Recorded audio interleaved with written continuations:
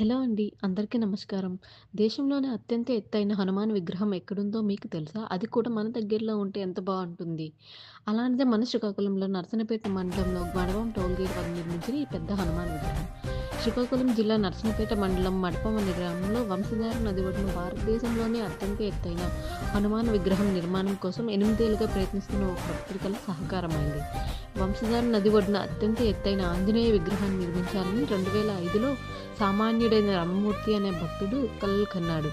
ఆయన కలలను మొదట్లో పెద్దగా పట్టించుకోలేదు. కానీ నెమ్మదిగా భక్తులు ప్రాజెక్ట్‌ని సహకారం చేసేందుకు విరాళాలతో ముందుకు వచ్చారు. అలా అందరి సహకారంతో దాదాపు 10 సంవత్సరాల తర్వాత ఈ విగ్రహం స్థాపన పూర్తయింది. అయితే ఈ విగ్రహం దేశంలోనే అత్యంత ఎత్తైన విగ్రహంగా నిలిచింది.